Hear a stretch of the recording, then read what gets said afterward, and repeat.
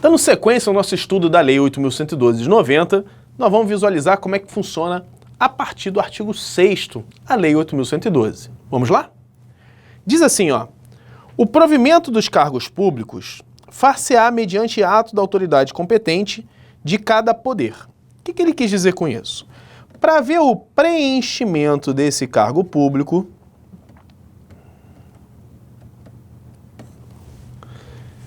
é necessário que cada órgão tenha uma autoridade competente para poder fazer esse ato de provimento, que no caso do primeiro provimento, ou seja, do provimento inicial, é a nomeação.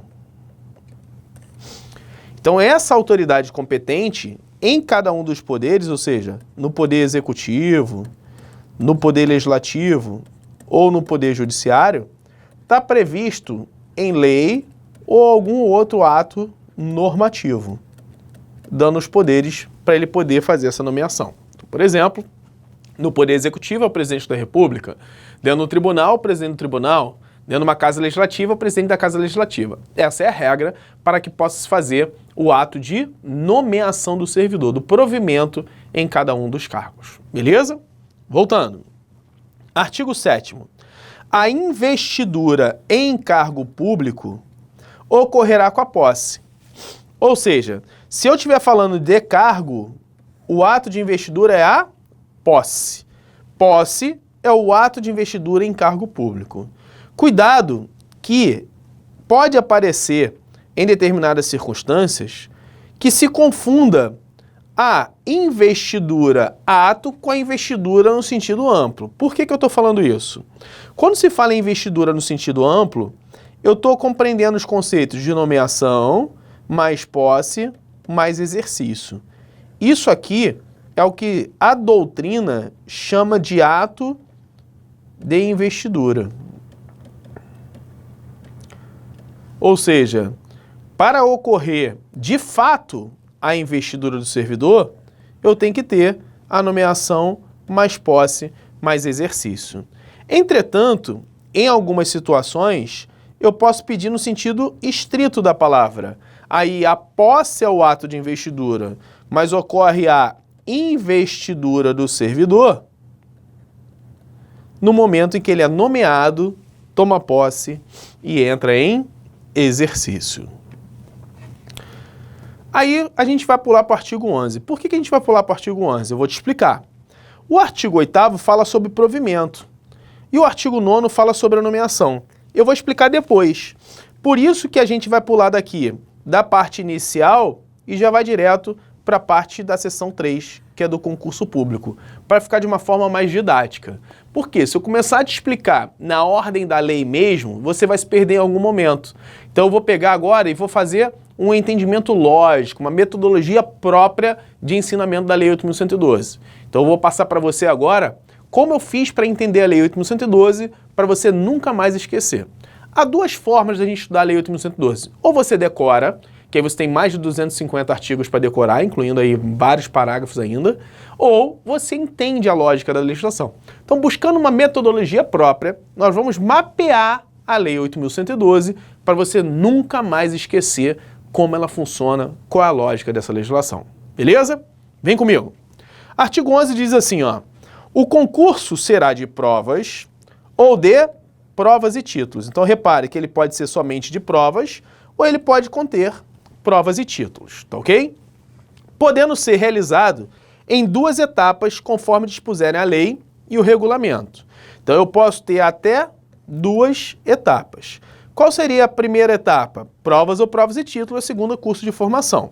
Mas isso tem que estar disposto na lei ou no regulamento do respectivo plano de carreira. Condicionada a inscrição do candidato ao pagamento do valor fixado no edital. Existem possibilidades de gratuidade? Sim. Existe possibilidade de eu pagar metade do valor? Sim, mas isso tem que estar previsto em lei. Então, as legislações de cada um dos seus entes, ou seja, da União, pode ter uma legislação específica, no caso dos estados, federal e dos municípios também, dizendo o seguinte, ó, está isento o candidato nas seguintes condições, ou pagará metade do valor da taxa nas seguintes condições, ou ainda pagará o valor de X reais nas seguintes condições. Então, existe um valor fixado como uma taxa de inscrição e existe a possibilidade de pagamento de metade ou até mesmo da isenção desse pagamento de inscrição nos casos previstos em lei e regulamentos próprios. Beleza? Vamos embora. Seguindo. Quando é dispensável o seu custeio, ressalvadas hipóteses de isenção nele expressamente previstas. Artigo 12. O concurso público terá validade de até 2 anos. Quando ele bota aqui até, pode ser a validade de 1 dia, pode ser validade de 15 dias, pode ter a validade de 1 mês, pode ter a validade de no máximo até 2 anos, tá ok? Podendo ser prorrogado, quando ele bota aqui podendo, ele abre uma faculdade. A faculdade para o direito administrativo é chamado de discricionariedade. Então há essa discricionariedade da autoridade competente para prorrogar ou não. Se prorrogar, só pode prorrogar por uma única vez, e essa única vez tem que ser igual ao período. Então, se eu escolhi dar validade de 1 mês para o concurso, a prorrogação é de mais 1 mês. Se eu escolhi dar validade de 1 ano, a prorrogação é por mais 1 ano, tá ok? Então, é isso que está determinando a Lei 8.112 de 90. Beleza? Parágrafo 1º. O prazo de validade do concurso e as condições de sua realização serão fixadas em edital. Então, o edital é que vai determinar qual é o prazo de validade do concurso. O edital é um instrumento convocatório do concurso público. Esse instrumento convocatório é dado através de um ato administrativo. E a partir do momento que esse ato administrativo é publicado e faz a convocação, você fica vinculado. Então ocorre uma vinculação ao instrumento convocatório. Ok? Esse instrumento convocatório, ele tem que ser publicado no Diário Oficial da União, está aqui a primeira determinação, e em jornal diário de grande circulação. Então repare que eu tenho que publicar nos dois. Não basta apenas publicar no Diário Oficial. Tem que publicar no Diário Oficial mais jornal de grande circulação.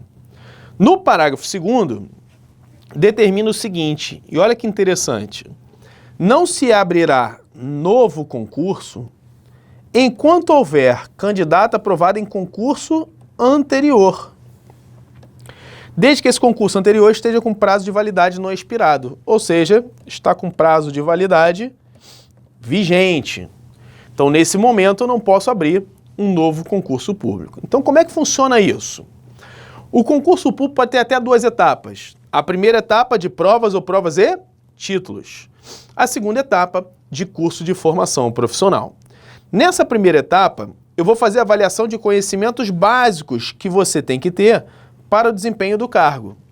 Já na segunda etapa, eu vou exigir conhecimentos o quê? Específicos para a sua investidura. Então, por exemplo, na Polícia Federal, a primeira etapa será uma etapa de provas.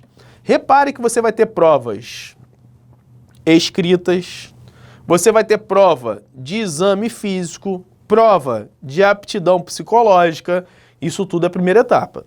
Depois que você passar dessa primeira etapa, você vem para uma segunda etapa, chamada curso de formação profissional. Nem todo concurso tem as 2 etapas, por isso que é até 2 etapas, ele pode ter uma etapa só. Então existem concursos que têm uma etapa e existem concursos que têm 2 etapas. Então isso vai depender de cada situação, de acordo com edital em tela. Beleza?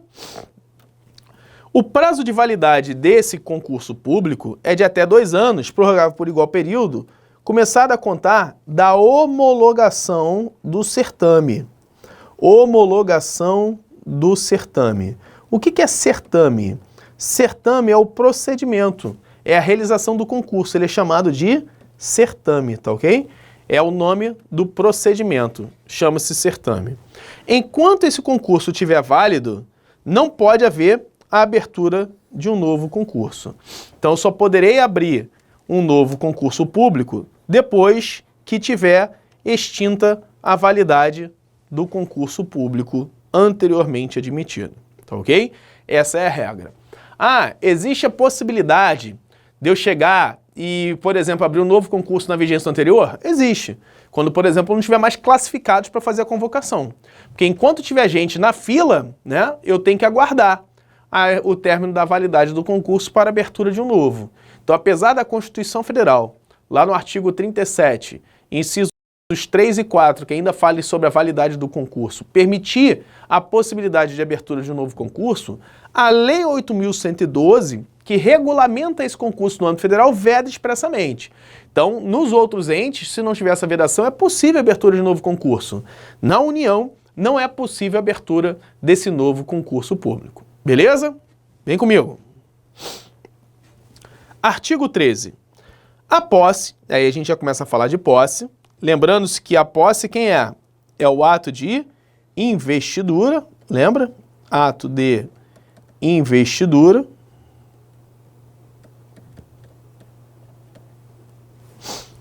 A posse dar-se-á pela assinatura do respectivo termo.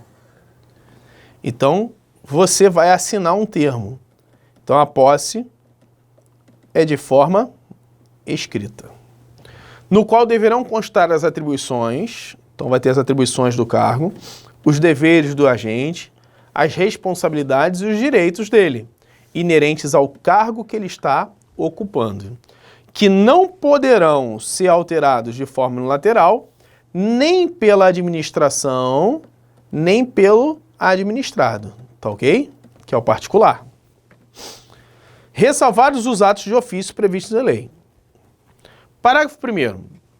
A posse ocorrerá no prazo de 30 dias, contados da publicação do ato de provimento.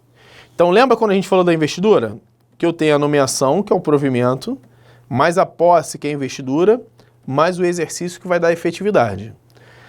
Eu conto 30 dias a partir do momento da publicação do ato de provimento para tomar posse. Então, eu tenho 30 dias para tomar posse. O que isso quer dizer? Quer dizer que eu posso tomar posse no mesmo dia que sair a nomeação. Eu posso tomar posse no primeiro dia seguinte, no segundo dia seguinte da nomeação, no terceiro dia seguinte da nomeação. Então, eu tenho até 30 dias para tomar posse. Se eu quiser tomar posse no primeiro, é possível fazer isso daí. Parágrafo 2º. Em se tratando de servidor que esteja na data da publicação do ato de provimento. Então, ele já está falando o seguinte, ó. A pessoa já é um servidor público, né, já é uma servidora pública, um servidor público, e ela vai se investir no novo cargo. Então, é servidor e vai se investir no novo cargo. O que acontece se, no dia que ele publicar o provimento, esse servidor estiver, por exemplo, em licença? O que acontece se no dia que publicar a nomeação desse servidor, ele estiver afastado? Aí nós vamos entender quais são os casos de afastamento e de licenças que esse servidor vai poder ter esse prazo contado do término desse impedimento. Então eu tenho um servidor impedido por algum motivo de investir-se no cargo. Esse impedimento pode se dar porque ele está de licença ou pode se dar porque ele está afastado. Exemplo de licença, ele está em tratamento de saúde, por exemplo. Então, esses 30 dias é contado do término da licença dele. E se ele estiver afastado, por exemplo, de férias? Vai esperar terminar as férias dele para começar a contar o prazo de 30 dias, tá ok? Então, ele tem essa prerrogativa porque eu estou falando já que ele já é um servidor.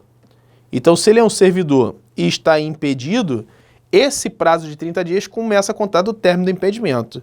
Só que a lei especifica quais são as licenças. E aí, na lei, nós temos a seguinte disposição. Ó. No artigo 81, diz que as licenças por motivo de doença em pessoa da família para o serviço militar e licença para capacitação, o prazo de 30 dias nesses casos é contado a partir do término dessas licenças. Ok?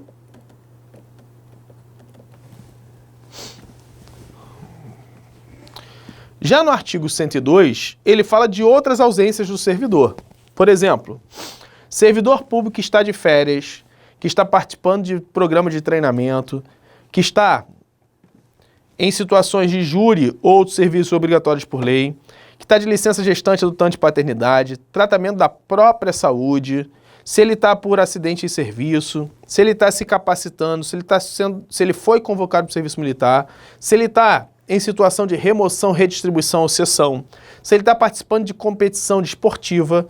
Então essas hipóteses aqui são hipóteses em que esse servidor simplesmente vai começar a contar o prazo do término do impedimento. Beleza? Parágrafo 3º.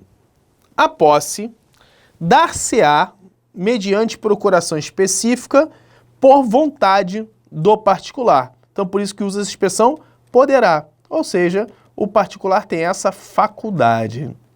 Isso aqui é uma situação, na verdade, que dificilmente acontece, né? Porque quando você se submete à prestação de um concurso público, você está querendo tomar posse no cargo, né? Você está fazendo um concurso público porque você quer se investir naquele cargo. Então a posse, ela é pessoal, você vai querer ir.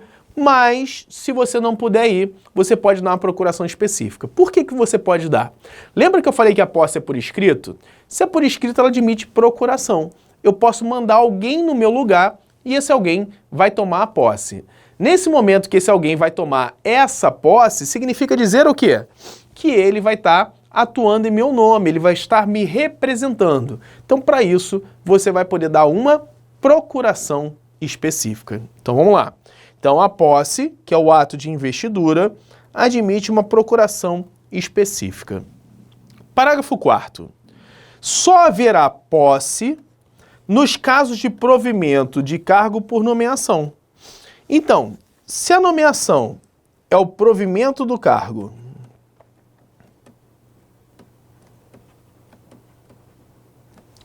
para eu tomar posse, eu tenho que ter a nomeação. Por que que ele especifica isso? Porque eu tenho outros provimentos. Já no caso de outros provimentos, e aí ainda não te expliquei, vou te explicar mais à frente, mas, por exemplo, quando ele é promovido, quando ele é reconduzido ou quando ele é reintegrado, não há que se falar em posse. Por quê? Porque a posse só pode ocorrer no ato por nomeação. Então, outros provimentos não têm posse, mas a nomeação é que exige a posse. Parágrafo 5º. No ato da posse, o servidor apresentará a declaração de bens e valores que constituem seu patrimônio, bem como a declaração se tem ou não o exercício em outro cargo, emprego ou função pública. Então é no momento da posse em que ele vai fazer a declaração de bens. Chama atenção aqui para a Lei 8429 de 92, que é a Lei de Improbidade Administrativa, que ela permite,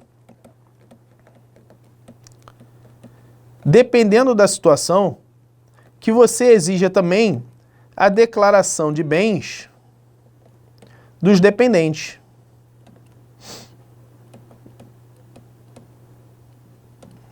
Então pode acontecer, dependendo do cargo, que eu não só exija do servidor que está sendo investido, como também do dependente dele. Mas isso está em outra lei, não está na Lei 8.112.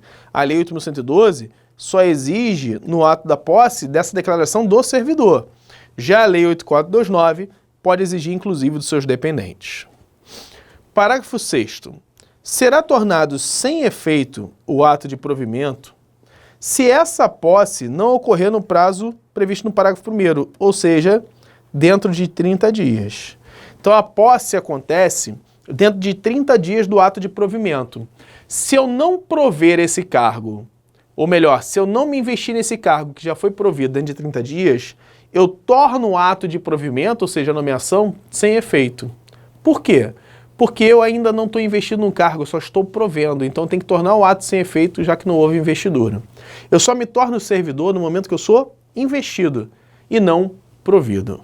Beleza? Vamos lá. Artigo 14. A posse em cargo público dependerá de prévia inspeção médica oficial. Então, para eu tomar posse, eu exijo que você passe por uma inspeção médica oficial. Parágrafo único. Só poderá ser empossado aquele que for julgado apto de forma física e de forma mental para exercício daquele cargo. Então eu tenho que passar tanto pela aptidão física quanto pela aptidão mental. Não quer dizer que eu vou ter que fazer um TAF, um teste físico e um teste mental. Quer dizer que o médico vai me avaliar. E aí a avaliação médica pode ser uma avaliação simples, não pode exigir a parte de exercício prático dessas atividades. Artigo 15. Exercício é o efetivo desempenho das atribuições do cargo público ou da função de confiança.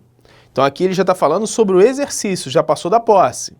Então o exercício é justamente o momento em que o servidor público vai desempenhar suas atribuições. É o momento que efetivamente ele vai fazer as atividades dele.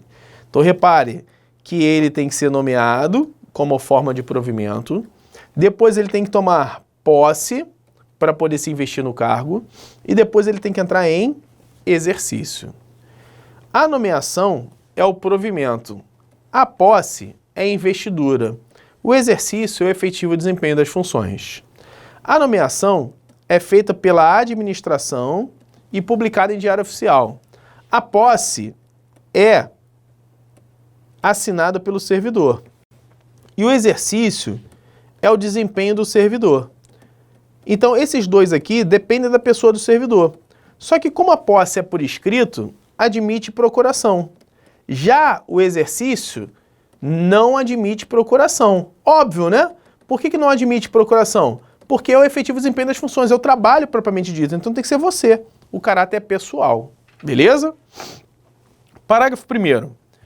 É de 15 dias o prazo para o servidor que tomou posse em cargo público entrar em exercício. Então, da nomeação para a posse, eu tenho 30 dias, lembra? Da posse para o exercício, eu tenho 15 dias. Parágrafo 2º. O servidor será exonerado do cargo ou será tornado sem efeito o ato de sua designação para a função de confiança, se ele não entrar em exercício no prazo previsto neste artigo, observado o disposto no artigo 18. Então aqui nós temos o seguinte, ó, começa a reparar. Ele é exonerado do cargo e ele vai ser designado para a função.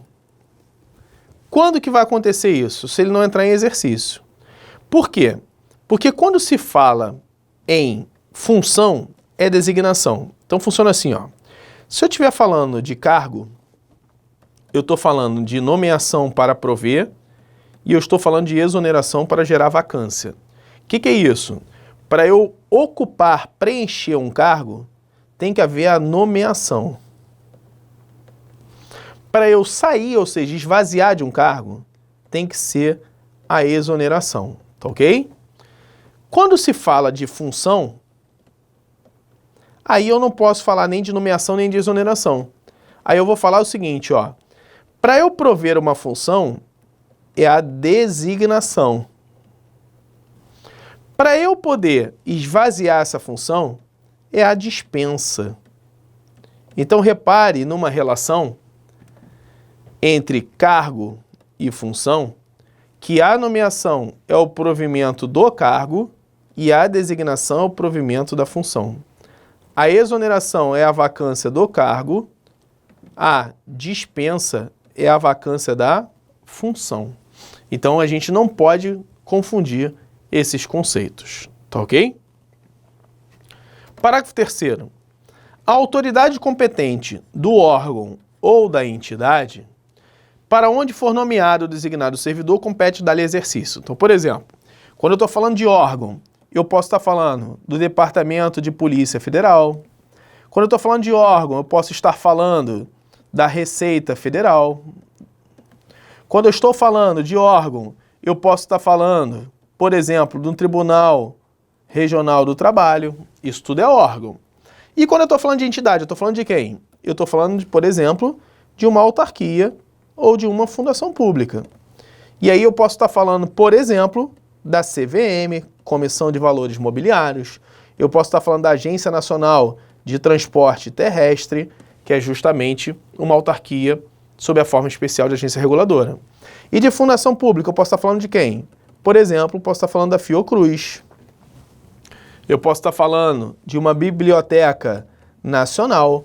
Então, são exemplos de entidades. Então, órgão é diferente de entidade. Beleza? Para onde você for nomeado ou designado. Ou seja, se eu for nomeado, eu estou ocupando um cargo público. Se eu for designado, eu estou desempenhando uma função pública. Beleza? E aí, vai ter uma autoridade competente que vai me dar exercício. E olha a parte legal. Se eu for nomeado, não esqueça que eu tenho que ter a posse. Já se eu for designado, não existe posse. Por quê? Porque nós vimos no dispositivo anterior que para existir posse ele exige o quê? A nomeação. Então só há posse em cargo público que você foi provido por nomeação. Se você está na função, você foi designado. Então não há que se falar em nomeação. Então não existe posse. Beleza? Parágrafo 4º. O início do exercício da função de confiança coincidirá com a data da publicação do ato de designação. Então, se eu estou falando de função, o nome do provimento é designação. Como não tem posse, eu já sou designado e tenho que entrar em exercício no mesmo dia, por isso que é uma coincidência. Ou seja, a designação e exercício vai coincidir na mesma data, já que não tem posse. Salvo a exceção, quando esse servidor estiver em licença ou afastado, que aí é uma causa de quê? De impedimento. Lembra? A licença e o afastamento são causas de impedimento. Por qualquer outro motivo legal, hipótese em que recairá no primeiro dia útil após o término do impedimento, que não poderá exceder a 30 dias da publicação. Então, esse último dia útil após o término do impedimento não pode exceder a 30 dias da publicação. Por que não pode exceder a 30 dias da publicação? É simples. Porque a função de confiança, primeiro, que só pode ser exercida por quem já tem carga efetiva, então ele já é servidor, tá ok? Segunda, essa função que esse ocupante de cargo efetivo vai exercer é de direção, é de chefia ou é de assessoramento. Então é fundamental, por isso que não pode exceder a 30 dias para ele poder desempenhar a função. Se ele não puder, designa outro. Aquele não vai desempenhar a função. Beleza? Da investidura no cargo. Lembra que eu falei para você? A investidura pode se dar por nomeação, por posse e exercício. Ou seja, eu tenho que ter esses três aqui, ó. Tem que ter a nomeação, mais a posse, mais o exercício. Mas se eu pegar no sentido estrito da palavra, eu vou perceber que o ato de investidura é a posse. Então existe uma investidura no seu sentido amplo, que em latim é a mesma coisa que lato sensu, e existe a investidura no sentido estrito, ou seja, restrito, que é a posse. Aí é no sentido restrito, que em latim é a mesma coisa que stricto sensu. Aí nesse momento eu estou falando especificamente da posse. E aí depois que eu tomo posse, que vai se dar com a assinatura do termo, admitindo procuração específica, eu entro em exercício, que é o efetivo desempenho das funções. Então a nomeação mais a posse mais o exercício forma a investidura do servidor naquele cargo público. Da nomeação para a posse eu tenho o prazo de 30 dias. Da posse para o exercício eu tenho um prazo de 15 dias. Se eu não tomar posse em 30 dias, o ato de nomeação, ou seja, de provimento, é tornado sem efeito. Se eu não entrar em exercício em 15 dias, ocorre a exoneração. Por quê? Porque nesse momento eu já sou servidor.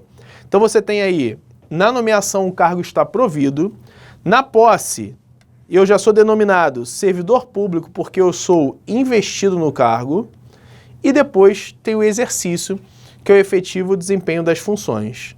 Então a gente não pode confundir cada uma dessas situações. Por quê? Porque a nomeação tem uma função, a posse tem outra e o exercício tem outra função. Beleza? Bom, artigo 16. O início, a suspensão, a interrupção e reinício do exercício serão registrados no assentamento individual do servidor. Parágrafo único. Ao entrar em exercício, o servidor apresentará ao órgão competente os elementos necessários ao seu assentamento individual. O que ele está falando com isso? Que o servidor vai ter que apresentar todos os documentos para ele fazer a ficha funcional dele. E tudo o que acontecer nele, desde a suspensão, do início, da interrupção, reinício do exercício, consta nesse assentamento individual, ou seja, nessa ficha funcional. O artigo 17 fala da promoção, que é uma forma de provimento, só que não é provimento originário, é provimento derivado, e que essa forma de provimento derivado não interrompe o exercício do cargo, que é contado no novo posicionamento da carreira a partir da data da publicação do ato que promoveu o servidor. Ou seja, como a promoção não tem posse, então significa dizer que ele entra em exercício direto, mas ele não vai ter aqueles 15 dias, porque não tem o quê? Interrupção. Então, se ele é promovido, por exemplo, de agente de Polícia Federal de terceira classe para de segunda, então ele vai ser promovido nesse momento aqui, ó, agente de terceira para agente de segunda. No dia seguinte ele já está trabalhando, não tem essa interrupção, tá ok? Então, é isso que está determinando aqui o artigo 17.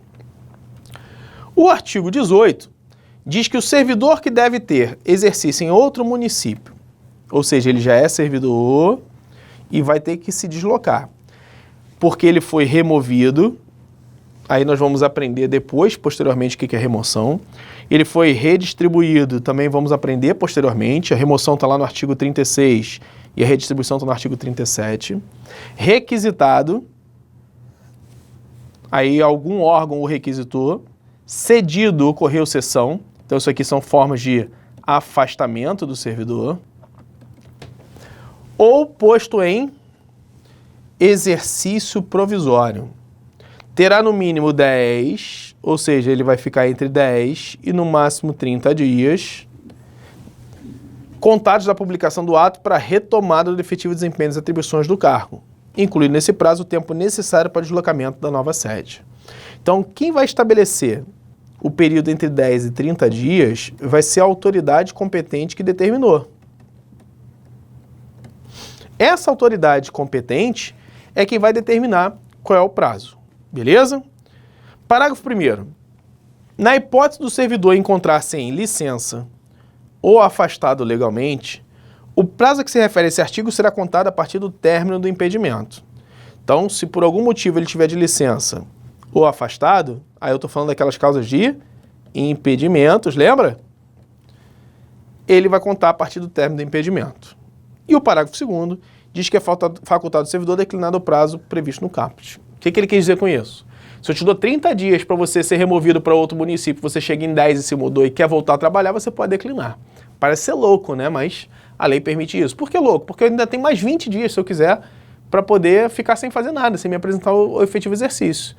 E aí você vai assim, mas vai ficar sem fazer nada? Não. Se você se mudou para outro município, você tem que conhecer o município, tem que saber onde tem a padaria, o mercado, a escola, se tiver filho, cursos, localização, se é seguro, se não é. Então, eu digo que é doideira porque só se você conhecer, aí você volta ao exercício.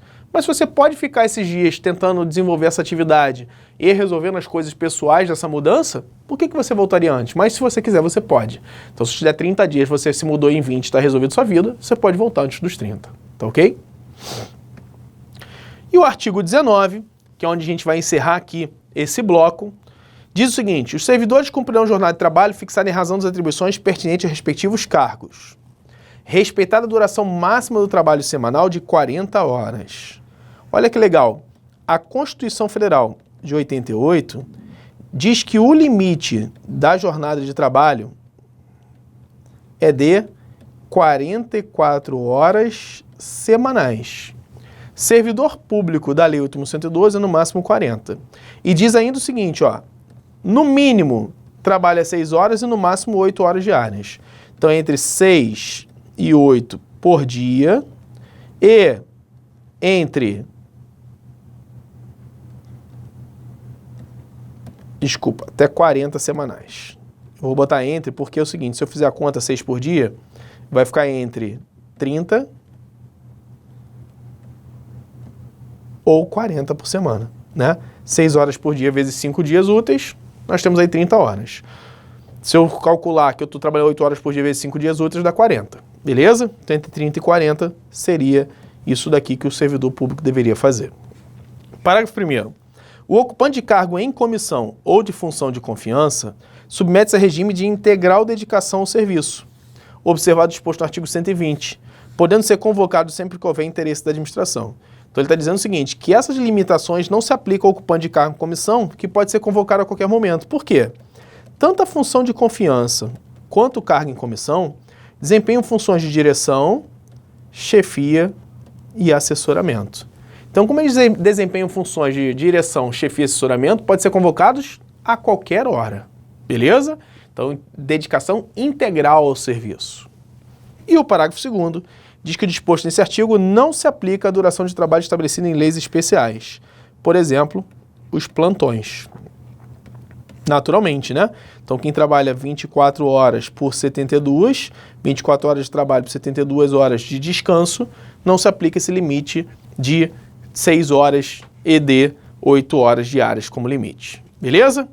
Bom, então nós vamos encerrar esse bloco aqui, que nós falamos da nomeação, da posse e do exercício formando a investidura do agente. E no próximo bloco nós vamos falar a partir do artigo 20, que fala justamente sobre o estágio probatório e após o efetivo exercício. Quando nós terminarmos o outro bloco, nós vamos fazer uma sequência de exercícios englobando os conhecimentos de investidura e de efetivo exercício até a estabilidade do servidor.